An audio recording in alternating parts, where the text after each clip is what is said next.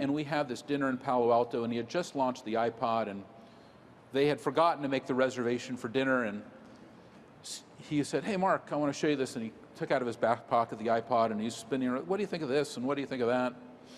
And I go, oh, this is really cool, and and then I said to him, well, you could run pretty cool apps there, and you could also do some video, and he goes, that's ridiculous, we'll never do that.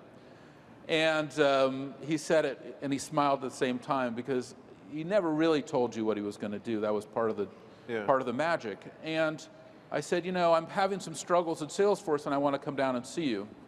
And he said, come down. And I was very gracious. And so, honestly, it took me a while to get up the nerve to call him back, actually do it, because it was intense. And I did it, though. I called him. I went down there. I brought my 2 co-founders with me. And we sat there, and I rolled out my whole corporate strategy, the product, where we were in our development. And I said, now, what do you think we should do, Steve? And he said, there's 3 things you have to do. And I said, okay, well, what are they? He goes, number 1, and he kind of looks away, and he looks back, and he says, well, you better be 10 times larger in 24 months, or it's over. And I went, it's scary. And I said, okay. And he goes, number 2, you need to build and get a huge client on your service, like Avon, and the CEO of Avon was on his board, and that was very important. I said, all right.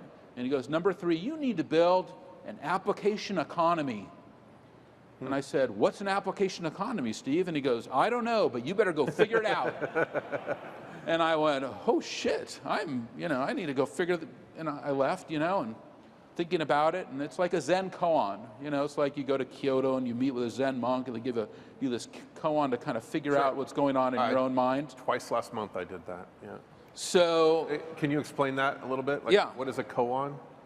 A koan is kind of a riddle, and that's kind of how I looked at this. And so for a couple of years, I was thinking about this, 2002, 2003, and then I had this idea that what he's saying to me is somehow Salesforce needs to not just be an application, but a platform, and we need to be able to have a directory or marketplace of applications, be able to save applications from our platform into that marketplace, make that marketplace public, and bring those applications back into our platform.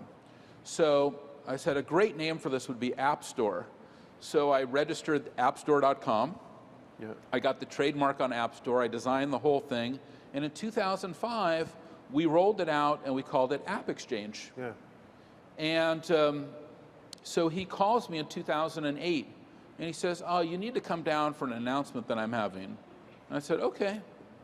And so we're coming down there, drive down, get to the audience. It's in their proprietary conference room.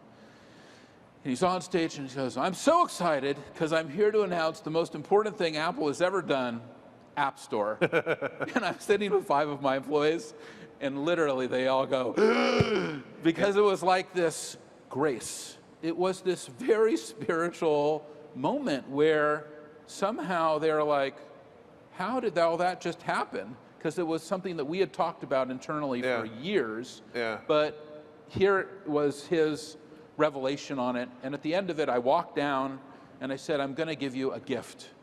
And he said, what gift are you going to give me? And I said, well, we had so many great meetings and discussions. I'm going to give you appstore.com and the App Store trademark. You're going to need it if you're going to have a product called App Store. And he goes, oh, well, we're never going to make very much money on that App Store thing, smiling. And I said, I know, Steve, but you should have this anyway. And, that's the kind of coincidence, serendipity, connectivity that I always saw with him. That was his magic. He had the ability to see the future, to bring it forward, to inspire it in others, and his message of look inside yourself, realize yourself, look to the kind of path, the autobiography of Yogi, which is not a story of LSD, but a story of self-realization.